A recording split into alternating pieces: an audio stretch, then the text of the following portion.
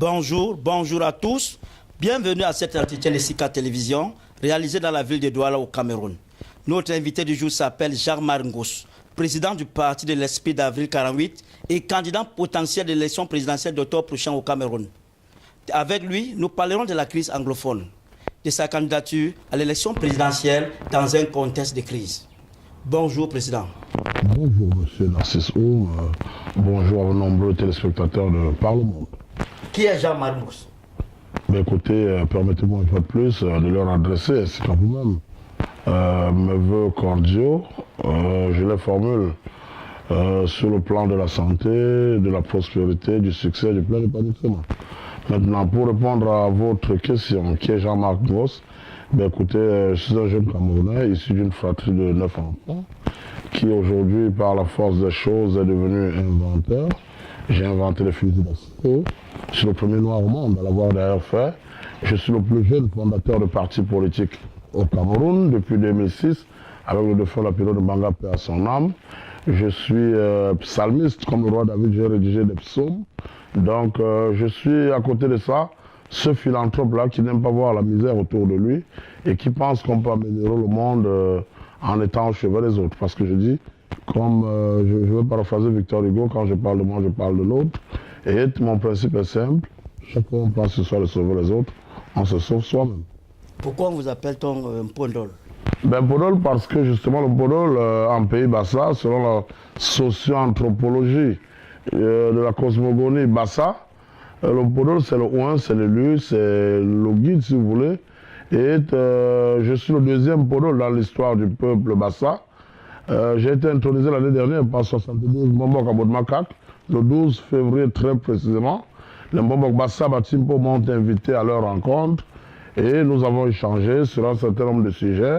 Un certain nombre de rites traditionnels ont été effectués et au sortir de tout ceci, j'ai été fait Mpodol. Mpodol porte-parole, Mpodol la voix de sans voix.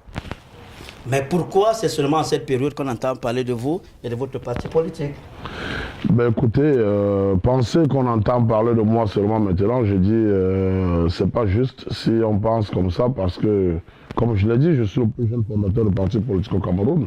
S'il y a bien un leader politique qui est présent au quotidien sur le terrain, sur le feu de l'action, je prends nos compatriotes à témoin, c'est bien le Podol Jean-Marc Ngos. Seulement, je refuse de verser dans ce que j'appelle souvent de l'agitation. Des signataires de la plateforme pour la Nouvelle République initiée par l'ancien bâtonnier Akeremouna. Écoutez, c'est un non-événement, nous sommes en politique. En politique, tous les coups sont permis, sauf de se laisser surprendre. Donc, je vous ai dit, le peuple est souverain, il saura apprécier le bon grain de livret, il saura dire qui est fait quoi. Mais je dis simplement, nous avons eu des coalitions en 92, on a vu où elles nous ont menés, on a vu des gens qui ont eu 40, 50 députés au Parlement, ils n'ont pas légiféré sur un seul texte de loi pour améliorer le quotidien des Camerounais. On a vu les gens avoir toutes les mairies, ils n'ont rien fait pour améliorer le quotidien des Camerounais parce que le système en place verrouille de manière à ce que voilà, si vous ne faites pas avec lui, vous allez droit au mur. Alors il faut donc prendre tous ces éléments en compte là, quand on veut parler de politique aujourd'hui, et ne pas embarquer le peuple dans une aventure ambiguë. Donc maintenant, on n'empêche pas la pensée de se balader. Hein. Même Dieu a créé l'humanité, n'a jamais fait l'unanimité. Permettons aux autres de faire ce qu'ils estiment juste. Mais je dis, il faut présenter au peuple camerounais des options claires pour l'avenir. Il a trop agonisé. Nous sommes à un tournant décisif de notre histoire. Il est important de lui dire qu'aujourd'hui au Cameroun, le problème n'est pas intuitif personnel, c'est un problème systémique. Sinon, on aura remplacé une fenêtre par une porte. Sinon, on aura déshabillé Saint-Pierre pour habiller Saint-Paul. Il faut aujourd'hui mettre des mécanismes pour déboulonner ce système sans que l'ordre social n'en soit ébranlé. C'est de ça qu'il s'agit, M. Narcisse Oum. Donc quand les gens viennent parler de coalition à gauche, coalition à droite, coalition pour faire quoi? Je ne comprends pas bien comment on peut mettre un corrompu, un antipatriote, un néocolon aux ordres et un intègre dans le même panier. Ça ressemble à un panier à crabe. Alors c'est pour que ça donne quoi? On a comme projet, tel doit partir. Et quand il est parti, on fait donc quoi? On va se retrouver en train de gérer des histoires d'ego. Le pays ne va pas décoller. On sera devant les mêmes travers, les mêmes causes produisant les mêmes effets. Nos compatriotes seront encore là à mourir pour 100 fois de paracétamol. Je ne dis plus jamais ça. Il paraît que vous me dites quelque chose sur le code électoral. Comment le trouvez-vous? Qui dit merci demande encore. Je suis à votre disposition. Le code électoral, il est taillé sur mesure.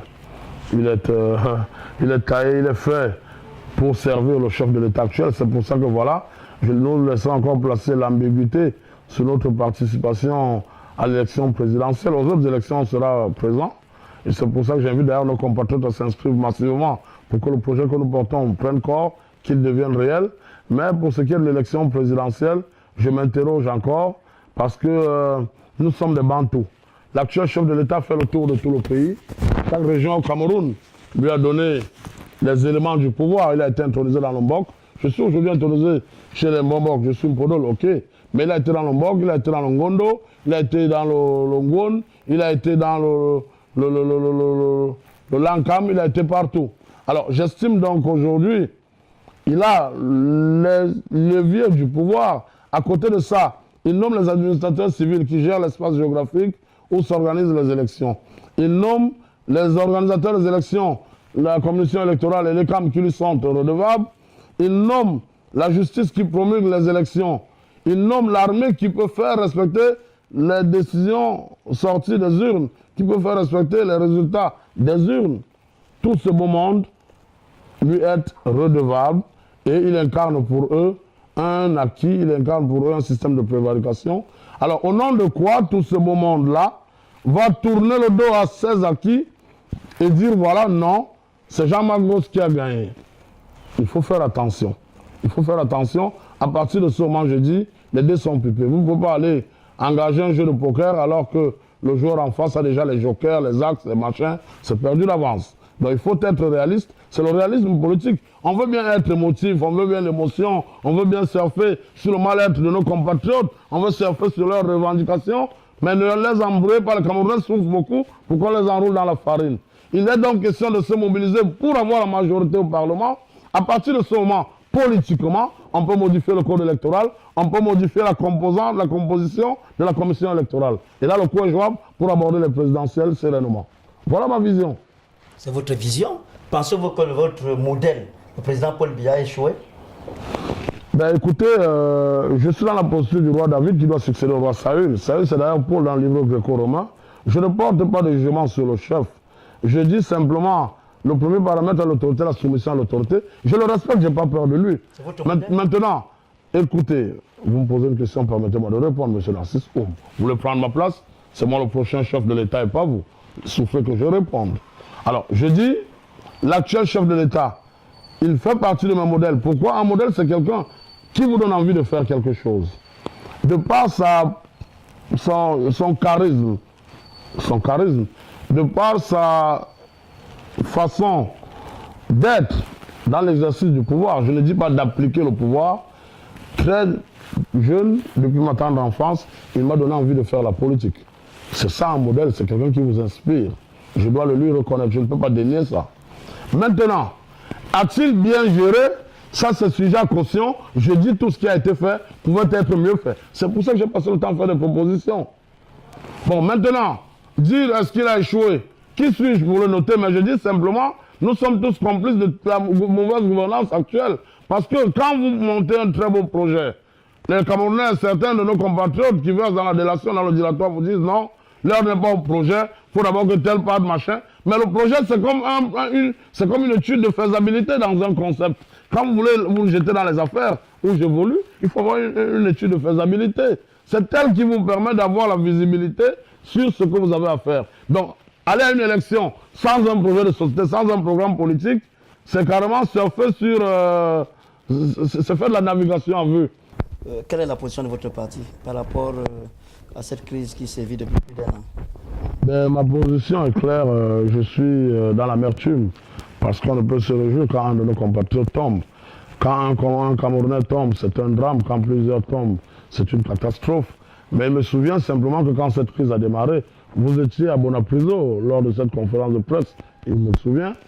Nous avons présenté 11 mesures pour la sortie de crise. Donc je dis, nous avons donc fait des propositions. Nous avons proposé qu'on instaure le système plurinominal à la présidentielle, avec le ticket président et vice-président. Nous avons suggéré que 25% de notre Parlement, qui est aujourd'hui à 180 députés, soit dévolu pour les régions anglophones, soit 45 députés sur 180, même si le monde entend le relever à 190, avec 10 députés pour représenter la diaspora au Parlement. Ainsi, elle pourra plaider sur les questions qui lie son existence quotidienne. Donc nous avons préconisé que 30% des sociétés d'État soient gérées par nos frères anglophones. Nous avons proposé la création du Board Chief of Anglophone Businessmen. On a fait un ensemble de propositions. C'est donc ainsi que le 6 octobre dernier, je me suis rendu à Bamenda, devenant de facto le seul leader politique au Cameroun à y avoir mis les pieds. J'ai fait le tour de la ville avec le drapeau vert ou jaune. J'ai réaffirmé la nationalité de Bamenda, son appartenance au Cameroun. J'ai été accueilli à Old Town, l'un des fiefs majeurs de la contestation. J'ai été fait dignitaire traditionnel. Donc aujourd'hui, si vous donnez ces garanties à nos frères de ces régions-là, parce qu'ils m'ont dit quand on a parlé de sécession, on a juste voulu lever la barre. In fine, nous attendions le fédéralisme. Donc aujourd'hui, nous avons donc proposé ces mesures. Mais si elles ne marchent pas, nous serons donc disposés à aller vers un fédéralisme à 6 États. Parce que Nietzsche disait tout va, tout revient, éternellement roule la roue de l'être. Rien de nouveau sous le soleil, tout tourne. Mais si on doit aller au fédéralisme, il ne faut pas tomber dans le piège du fédéralisme.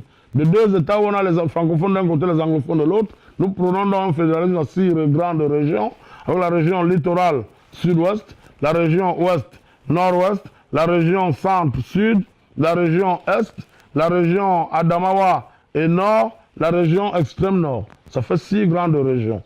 À partir de là, c'est des régions fédérées et le pays avance. Parce que je dis, tout doit être mis en place pour que, voilà, on préserve la vie de nos compatriotes, qu'aucun Camerounais ne meure. Nous sommes combien? Je vous rappelle que la démographie est un facteur important dans l'économie. Donc chaque Camerounais qui tombe, c'est un drame. On ne saurait s'en réjouir.